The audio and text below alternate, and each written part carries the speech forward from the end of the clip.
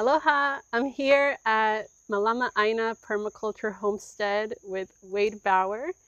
And if you guys don't know, Wade is an awesome, amazing, inspiring permaculture teacher and friend, and a really great example for what a really good person is in the community. So we're really honored today to come over to your property and get to see your property and talk about it. So thank you for having us. Just a quick backstory. We met Wade about 8 years ago when we first came onto this island without any knowledge about growing food on the island. And we met him because he was advertising a class he was teaching about growing your food in Hawaii, in Puna. And we went to this class and we learned so much that we had him come over to our property and give us advice on what to do. And the advice he gave us was gold, because if we didn't take this advice, we would have made really big mistakes. So we're really grateful for your help in helping us get started. And also, if you guys have been watching our videos for a while, a lot of the information that we've shared has been information that we've learned through Wade. So this is a really awesome video. So you are honored to be watching this video as well. Yeah, and thanks for being here. And I really appreciate your YouTube channel. You guys just do an awesome job, and putting that information out there is such a good resource for everyone trying to grow their own food. So this land here, I've been stewarding for the last about 12 years.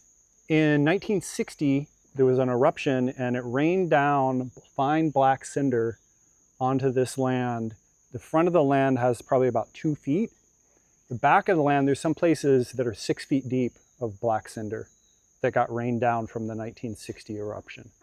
So some of the big mango trees that are here survived that, but most of the topsoil that's built up has been since 1960.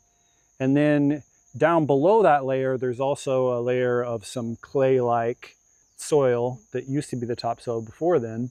So it's very unique geologically, soil-wise for the area. But we're about 160 feet in elevation, and we're about a mile from the ocean, the very eastern tip of the big island of Hawaii.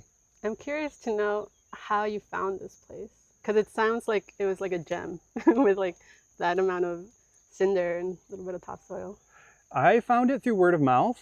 I've lived in this neighborhood for about 3 years before I just started looking, and my neighbor said, "Hey, this land is for sale." And I saw it, and it was kind of daunting at first because there was a lot of big weed trees. But when I got to the back, there's this mature coconut grove, and I was just like, oh man, it seems amazing.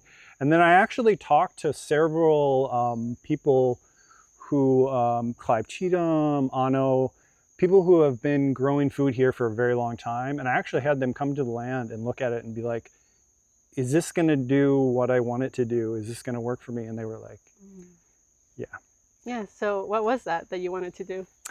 So, so my goal is to grow as much of our own food as possible, to be a demonstration homestead for that. So to have people be able to come here and see how can I grow my own food? So to see a working model of that.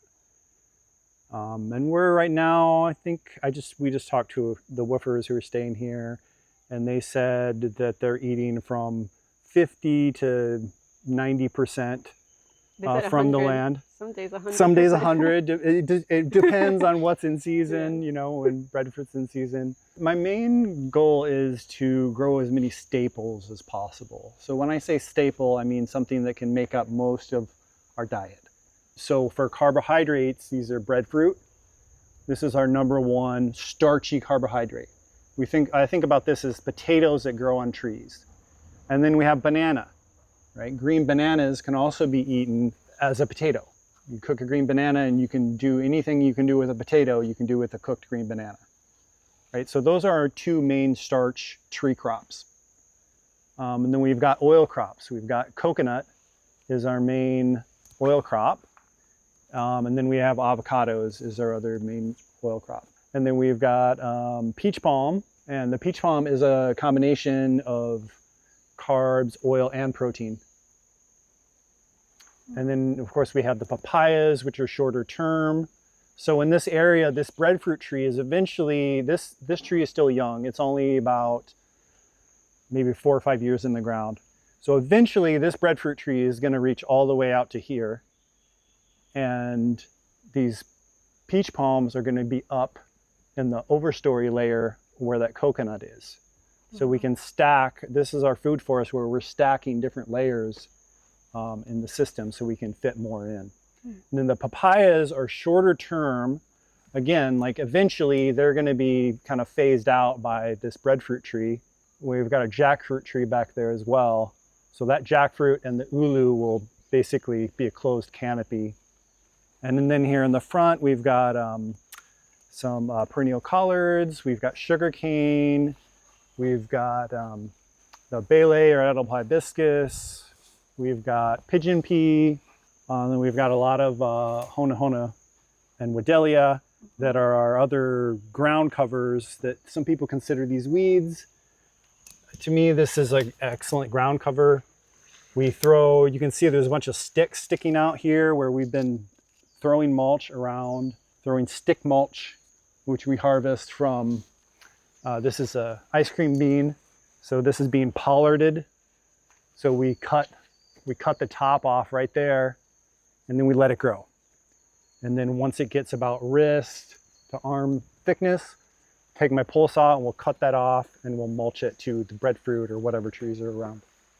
Yeah, it's so cool how there's like so many different varieties of like food producing plants here. And then I'm just noticing right here we have this like giant pile of county mulch. Does this play a big role in like your whole system? How do you like manage having like all these different fruit producing plants and like keeping them looking so healthy? Yeah, so this is a big part. This is the county mulch. So if people don't know what that is, have you talked about that in your videos before, the county mulch? Yeah. Yeah, so it's everybody's yard waste. They think it's waste. They haul it away and they grind it up. But we use it a lot around new plantings. So if we put a new fruit tree in the ground, we'll use a thick layer of this county mulch around it. And we also use it in our kitchen gardens. And then we also use the stick mulch.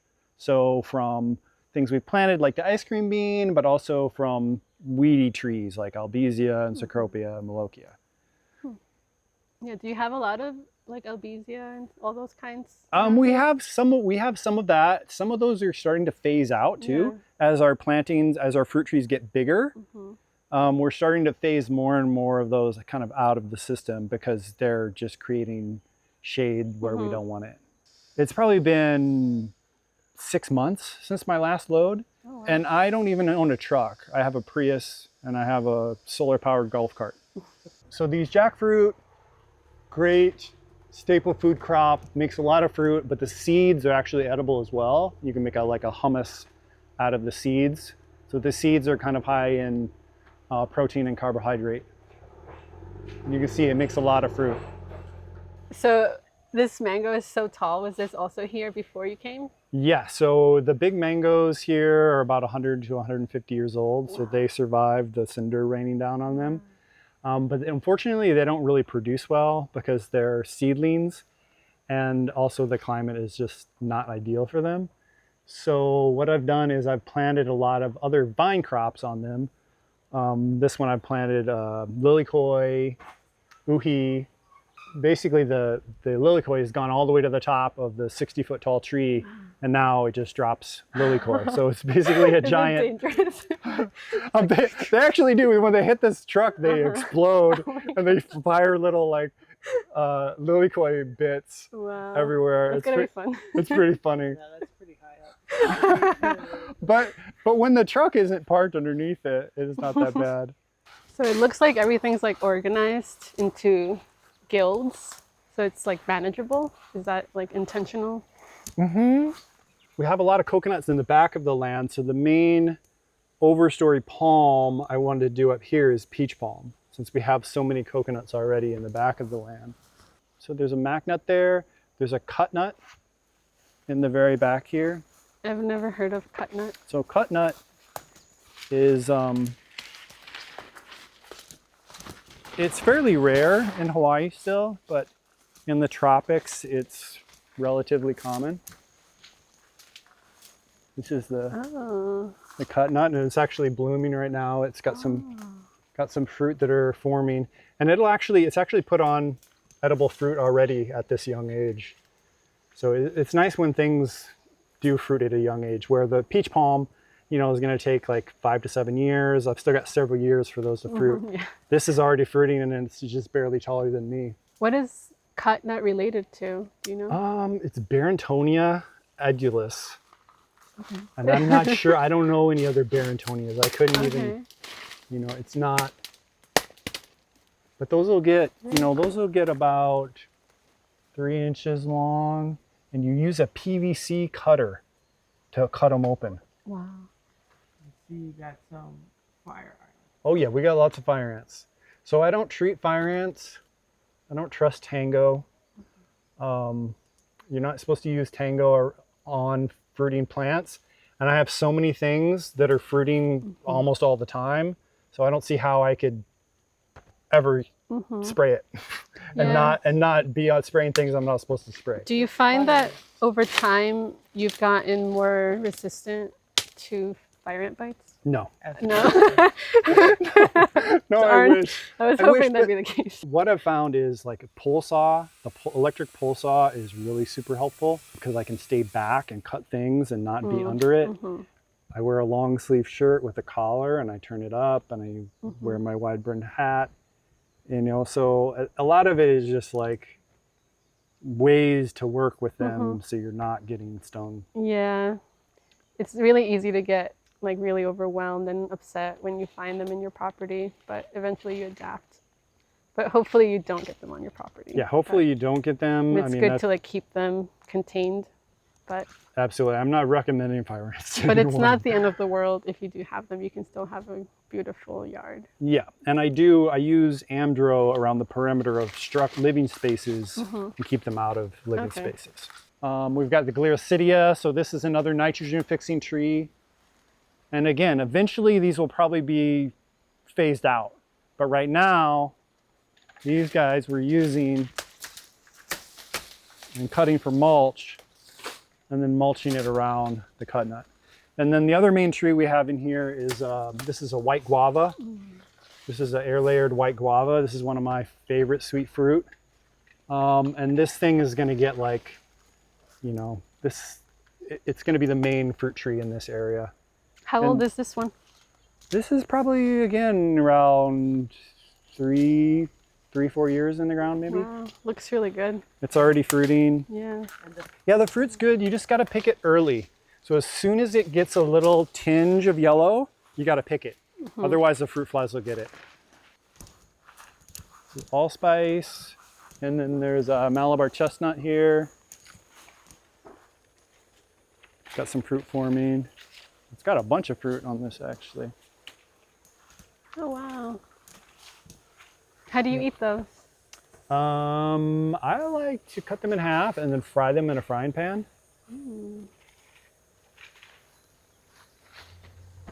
And they're like a peanut. And you can also see some uhi here. This vine, this is uhi. And it's growing on the bananas, and it's growing on the Malama chestnut, but that's no problem because it'll die back in the winter. You know, it's not going to smother this tree. It's not going to kill this tree. This tree can tolerate these vines. The banana can tolerate the vines. Again, this banana is a trellis for my uhi vine, which is a staple starchy root crop that's easy to grow here. Yeah, that's something good to keep in mind is a lot of people, like, they want to plant like a trellising vine and they think, I have to build a trellis. You don't always have to build a trellis. You can use a tree. Absolutely. And if you look back here, we got this papaya, this massive papaya that's covered with chayote vine. Now, I wouldn't normally plant this, and I'm not necessarily recommending this combination because it makes the papayas kind of hard to pick. But for now, it's working. And at some point, this chayote vine may get so aggressive that I want to cut it back. But for now, I'm getting a crop of chayote and a crop of papayas in the same area. And you can see how the stems on the papayas are kind of built to support vines. Oh, you're right. Like if you look up there, most of the papaya leaves are still exposed to sunlight. Yeah. And those long stems have all the vine on them. Where are we here? So I've got a bunch of different herbs and spices in this area. And I do like to group things together like that sometimes, because if I want to do that, or if I'm giving a tour and I want to like show people all these things, then we can just go to that one spot and we see all the herbs. So this is clove basil. The bees really like this one too. And then this is curry leaf. It's great in curry, and it's also got curry berries, which are also edible. That one doesn't look so good, but this one looks good. Yeah, I like the way this Are smells. these sweet? Yeah, you never had a curry berry? No. Oh, you gotta try it. Mm. And what, the berries? Is that one good? Mm-hmm. Yeah, that's good. Should we save the seeds? Sure. Did you start this from seed? Yep. Okay. Thai chili pepper. This is Thai ginger or galangal. You're using the root on this one. And then we've got kaffir lime leaf. I love the smell of this one too. And you can also use the limes. Hawaiian chili pepper. And then here we have bay leaf. You know this one? This is the Smell it. the soup bouillon. Mm-hmm. The bouillon bush, we call it. Yeah. We have one of these. And then we've got bush oregano. Bouillon. And then this is edible pandan, which is almost used kind of like a vanilla flavoring. The leaves. Yep. Yep. And then we've got lime. This is a Tahitian seedless lime. And then we've got a black pepper here that actually has some some peppercorns on it too. A lot of peppers. Yeah, a lot of peppercorns on here. Yeah. And you can use them at this stage. You can use them green at this stage, or you can let them get older. We've picked quite a bit from this vine already. And you can just cut a section basically off of this vine and plant it, and it'll grow. Oh, wow. So you're growing like things that grow really well in this area, things that you eat consistently. Is this one of them? Like Yep. the chaya you eat? Yeah, the chaya. Yeah, I always pick like the top, like 2 or 3 leaves because they're more tender. But it's just so easy to grow. I mean, like you take a branch of this and like you really, if the base touches the ground, it will grow. That will grow.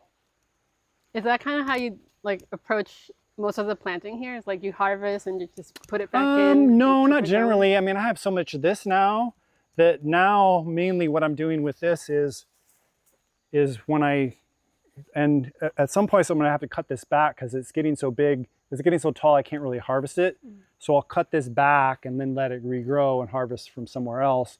But then I'll just take this and put it in a place, like I've got different piles where I mulch chaya to that pile, because otherwise I'll be spreading it.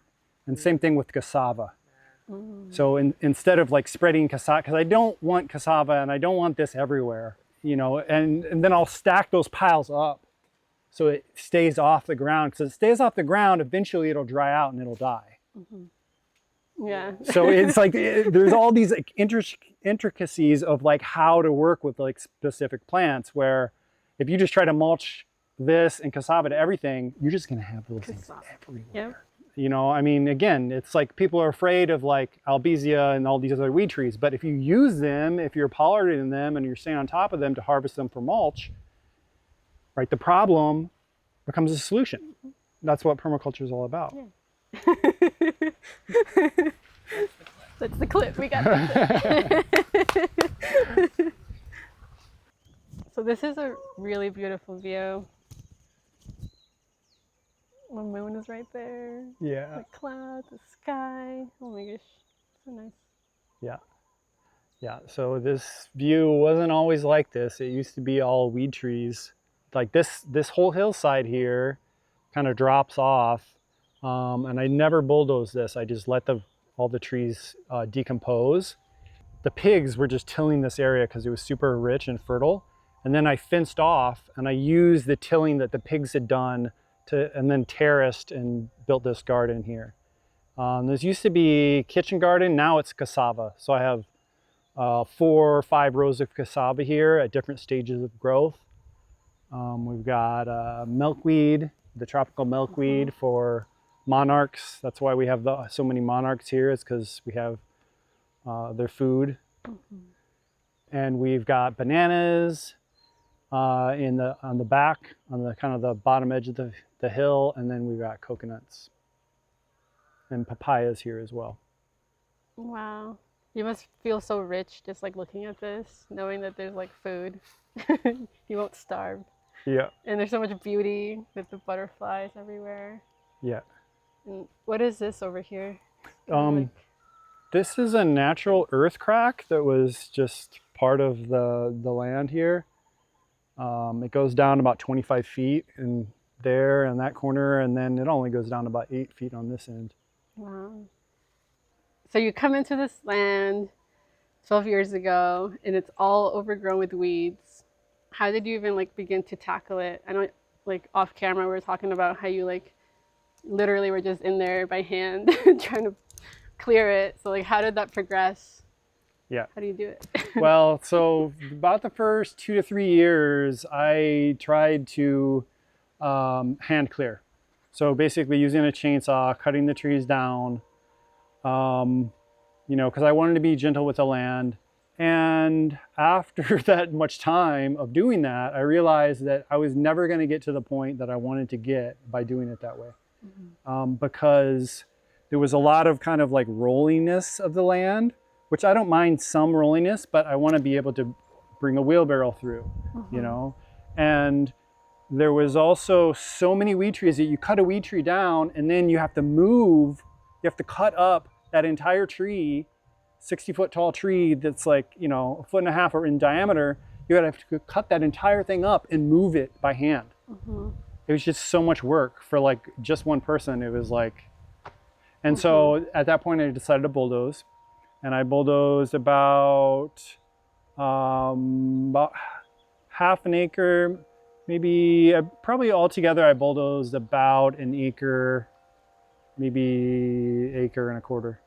So in retrospect, you think it's a good thing that you did do that by hand for that long because you really got to know the land and the lay of the land? If I had to do it over again, I would have bulldozed much sooner. How soon, you think? Maybe after a year. Yeah, because you still do need that time It is to like, good to see what's going on the land on foot without just going in and like destroying everything right It's away. definitely good to see a whole season and to see what's going on with the land. I definitely learned a lot from that, but if I had to do it again over, I would definitely have done it much sooner. And you know, the way I did it is when he's pushing all these weed trees over, some of the trees too, I had to hire people to cut because there's albesias, you know, that were 6 feet in diameter and like 100 feet tall. So like towering 30 feet above those mango trees is how tall some of the albesia were. So all that got pushed into places where I'm going to be growing, and I planted bananas into those. Some of the first things I planted is bananas, and then I planted a lot of pumpkin vine too. And this, like at one point, like all the trees that I dropped, this I hand cleared. So this I just dropped all the trees and then just let them rot. And planted pumpkin vines, and the pumpkins just climbed over them because they were just stacked like pickup sticks, you know, and the pumpkin vine was just all over it. And I just climbed through there and harvest pumpkins. And then eventually that all broke down. And then when it broke down, then that's when I actually went in there and fenced and turned it into a garden. Okay. But clearing is it's big. It's a big thing because once you clear, you have this window before things grow back. And I wish I would have planted a lot more things immediately after clearing. And, you know, in some places I didn't. And then I had the second round of clearing Right. basically to do eventually, because the weed trees just come back. Yep. Really fast. Yeah. Oh.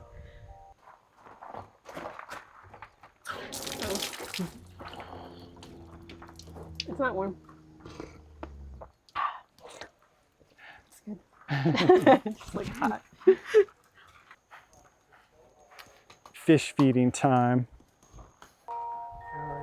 That's a big one. And as you can see, they really like to eat leaves. Edible hibiscus is their favorite.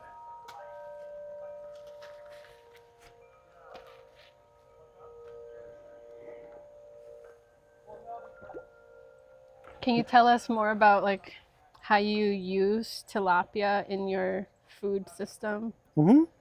Yep, so we can harvest them to eat. And it's pretty easy. I do feed them commercial food sometimes, but now mainly I feed them leaves. I almost never feed them commercial food. But if I want to catch some, I'll just throw a bunch of commercial food in there and they'll all just have this feeding frenzy. And then I just scoop a net in and then net them out. But they're also, so they're pooping in the water, right? So they're making the water more fertile. So this is my main agricultural water catchment. It's about 20,000 gallons. The tilapia are here because the pond is here. You know, I mean, it wasn't, the original goal was to have drought protection. But since we have this water, we might as well have tilapia too. There's no filters. All the water plants you see here are just naturally filtering the water. And we still actually have to remove water plants about once a month. Last week we removed a bunch of water plants and we'll use those for mulch. People say too, the pond like is a magnet for mosquitoes, and then they lay their eggs there, but then they get eaten up by fish. So Right. it actually helps reduce the mosquito population. Yeah, so I kind of feel like this pond is like the centerpiece of the property. But you just built it not too long ago, 4 years ago? Yeah, yep. Yeah, about 3 or 4 years ago. And so when I bulldozed, I was pretty sure I wanted to build up here at the top of the land because the view is nice. We've got this nice breeze. And then I also knew that I wanted to, you know, permaculture says catch water high in the environment because then it'll gravity feed. So this is basically the highest area in the land. And there was a natural depression here. So when I was bulldozing, we're like, oh, this would be a great place for the pond. And then it was just like a split-second decision. It was obvious. And so, you know, it took him 15 minutes to like rough out the pond.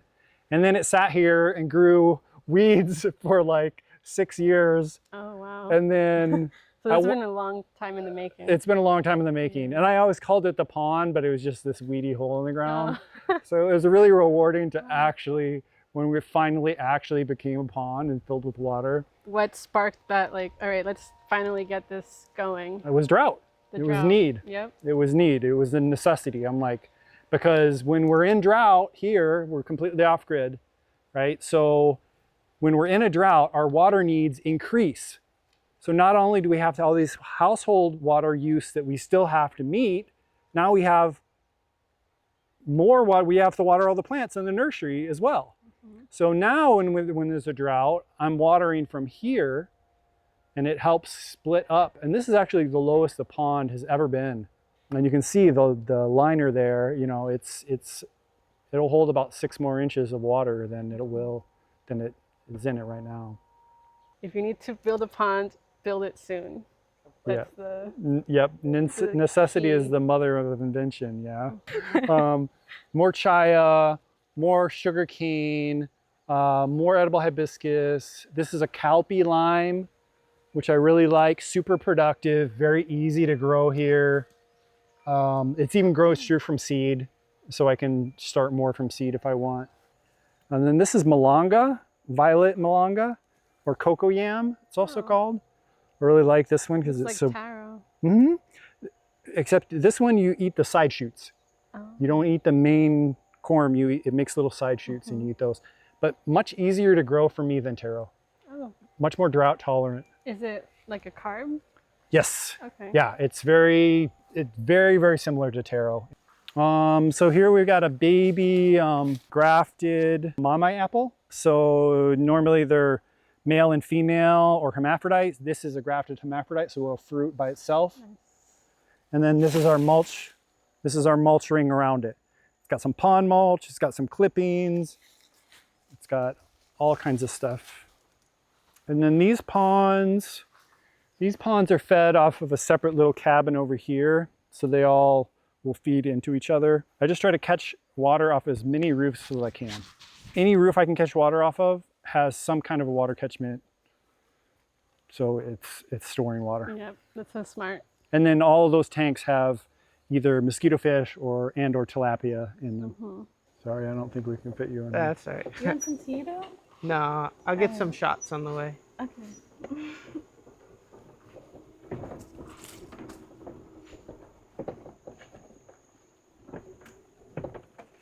So this is hedge panics is the name of this plant. Yeah. And I actually sell cuttings of it. So I plant this with an OO bar. I poke a hole in the ground. I stick these cuttings, long woody cutting into the ground, and then I just wired the fence onto it. And so I planted these about every 2 feet, about 2 feet apart, and I wire at the bottom and the middle and the top. Do these ever die? Like, do you have to replace them? How do you manage the fence? Or they rarely die. Sometimes I'll have them. It'll kind of like, you can see here where it's kind of like growing through. Sometimes that'll make a weak spot, and this top part will break off. Mm-hmm. But the bottom part will generally be fine. And then maybe get new shoots. Exactly. It'll get new shoots grow up new shoots from there and be fine. And again, so I can just cut these, and I love this example of permaculture too, because it's a self-replicating fence post. It builds itself. Yeah. Or... So this is like ready, like this I could cut, or this I could cut, right? And it's a new fence post. And it's a new fence post. You don't have to go buy a $10 T-post. Exactly. That are eventually going to rust off. That's what I was going to say. Those will eventually need to be replaced. Whereas these, it may be replaced, but you have so many just on hand, they're just sitting here. Yep. Growing. So I did the first acre, I fenced 1 acre, and then I used this first acre to do the next acre. Yeah. So right over here, these are much younger. You can see they're not as big, but these ones. Oh, so this is kind of what it looks like in the beginning. So this is a younger version of that same fence. See here, this one hasn't even grown, it hasn't even grown into that wire yet, really. Yeah, so I can see you got like maybe a foot spacing on each one. Yeah, but not everyone is wired on. Yeah. Like every 2 to 3 feet it's wired on. So this is my pig fencing, which is again crucial for everything that we're doing in here. And it's a nice privacy screen, and it's a windbreak, and it's also a trellis. Multifunctional. Multifunctional, absolutely. Yep. I've got we've got Sacha Inchi, we've got air potato, uhi, lima bean in places. Yeah. It's kind of fun too. So these are perennial lima beans. These guys are really good producers. Those are more fresh than the ones I got. Yeah, and then these are so dried and these are fresh. I like to eat them at this stage because they're really, you don't even have to soak them. And it's growing on a fence. Yeah. Again, so we have this multifunction, it's a gate, but it's a perfect trellis and the beans love it. So once I had this one, then I was like, oh, well, I've got all these other gates, so I'll plant them on all my other gates too. And we've actually, like this section of fencing right here too is my gate for the mulch drop. This is my lower mulch drop, so I have a second place for mulching because I have more gardens down here and more fruit trees. Between the eyes. Usually let them drop and just use them for coconut milk. the main nutrition is in that fat. Yeah, I remember. That fat's going to keep you alive. Like you're only going to last so long on like drinking green coconuts. Want that? You can have that. You want that? Okay. Break it off. Try it.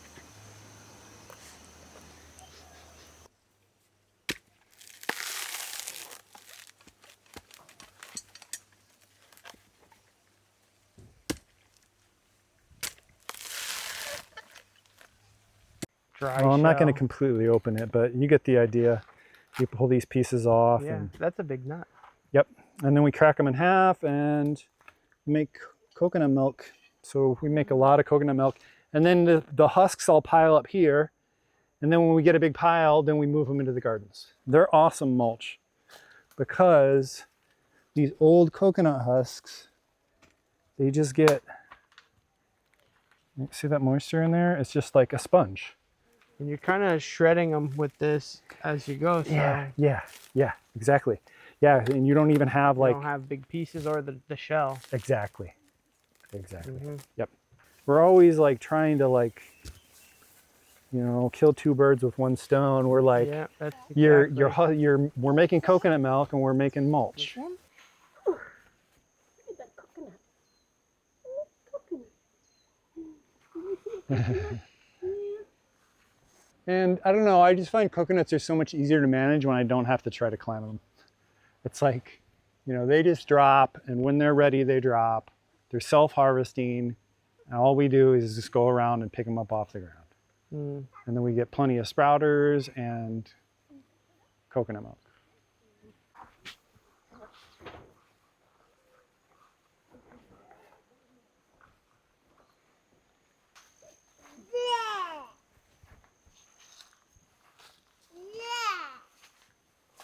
Here's just another area of the food forest. We've got some cacao over here. Those are about ready to harvest.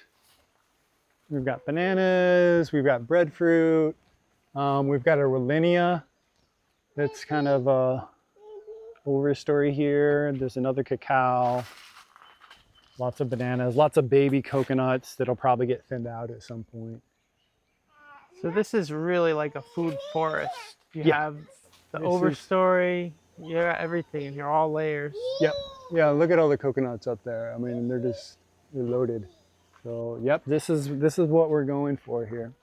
You can see on the ground, it doesn't look like you have much weed pressure or grass. It's because you have so much shade in here. Yep. Yeah, so we've still got some Lodelia, we've got some grass, but nothing's like too crazy. And we've been putting mulch down here. Like you can see there's some mulch down on the ground. So we keep trying to bring more mulch in to feed this whole system. So the kitchen garden here, we've got lots of different things. There's lots of peppers. This is some more galangal, pineapple, kale. This is a really nice air potato vine up in this Growing. noni. Yeah, growing on Look the at all of these air potatoes. I mean, they're just like, wow, that's a big one. they're just loaded, and some of them are really big too. I really like the air potato. Really, this is the edible air potato. So there's all this, because there's a poisonous air potato that's wild and classified as an invasive weed. And there's edible air potato, which is a completely different critter. I mean, it's not so aggressive. It's very similar in taste to a potato. I really like them a lot, and we're growing quite a bit of them. So what does your management look like of a kitchen garden? Like, you're mulching the pathways to keep weeds out? Yeah, and we just recently, actually, we put down, it's probably gone by now, but we put cardboard. Oh, So when the paths start to get too weedy, we'll just put cardboard, and then we'll put a thin layer of mulch on top, just enough to to cover hold the it- cardboard. hold Yep, it and to down. keep it from blowing around. Yep, and then we just keep doing that. We'll just keep, you know, so that's how we manage the paths. and then as far as the beds, are you weeding them or just putting mulch on top of weeds? We're weeding them. So we'll weed them, but mainly we try to keep a lot of mulch so that we don't have to weed. Mm-hmm. Because if that soil stays covered with mulch, then the weed seeds are never going to germinate. Oh, wow. So we just put some fresh mulch down here. This is Vietnamese coriander, got creeping thyme, rosemary. There's aloe, and then we got mint here too. Growing amongst the aloe. So you're growing pepper trees here. Yeah, basically, yeah. These are the locally adapted sweet peppers, and yeah, that one's like 6 feet, over 6 feet tall. And then we've got this is callaloo, or Jamaican large-leaf amaranth. I love this one to eat when they're younger, like this. Like it's just like spinach, super nutritious. But when it blooms, the bees like it, and then the birds also love the seed of this. This has these little tiny black seeds. Ah, yeah, just like amaranth. Yep. But this has been selected for a yummy leaf. Yep. And not for a big seed, right? So this one here is excellent. There's also a thorny, spiny amaranth that you really don't want, but this one's excellent. It's self-seeding, like that's all amaranth right there. It just, once you get it going in the area, it'll just come up on its own, kind of like the milkweed. And then this is the columnar basil. That's just what I call it because it grows in a very upright and it never really flowers. So you don't have to like pinch because normal basil, you got to pinch all the flowers off to keep it going. Yeah, what's this one smell like? I really like it. Like Thai. I really like it. Actually, it's almost like Italian basil. Yeah. I like that. Yeah, I really like this one. This is my main basil for culinary uses. Yeah. And then this is Lagos spinach, which is technically edible, but I never really eat it. But it's so pretty that I like having it around. And it also, like this just seeded itself. So these things that make a lot of little tiny seeds, I like them and just get them everywhere. And then you have like, some area will open up and they'll just pop up on their own. So this is pretty simple, basic design, but tell us a little bit about, the width of your paths, why you chose that, and the width of your beds. Yeah, I like straight rows. They're easier to manage. When we're putting the cardboard down on the paths, it just makes it a lot easier. I like 4-foot wide beds because you can reach the middle from both sides. And then my paths are basically a garden rake width wide. You can, if you have more room, it'd be kind of nice to have wider paths. But again, that's just more real estate that you then have to maintain and mulch and weed. Yeah, you're able to get a wheelbarrow in here and stuff. Yeah, so that's all you need. Yep, you can get wheelbarrows through to bring mulch in or coconut husks in. So you were saying, you don't have much soil here, just the cinder and stuff, and I don't think it'd be good to just plant the garden in straight cinder. Did you import soil? How did you get this all established? And Yeah, so I did bring some soil in. I brought some straight Hamakua clay soil, clay type-ish soil. It acts like clay. So I mixed some of that in to what we had here already, and I also mixed some compost in, and then we mixed some Nutri-Rich pelletized chicken manure, coral sand, which is a calcium source long-term, blue rock dust, which is trace minerals. I think that's pretty much it. And so we mixed those together initially. We tilled those with shovels to mix all those ingredients together, especially the clay with the cinder. After that, we're basically no-till after that.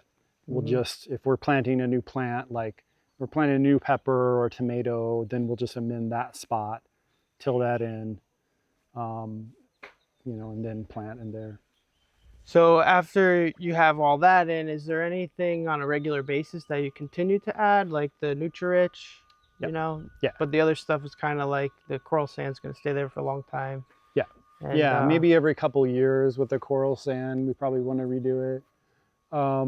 The peppers are probably the heaviest feeder. Peppers and eggplant in the garden right now are the heaviest feeders.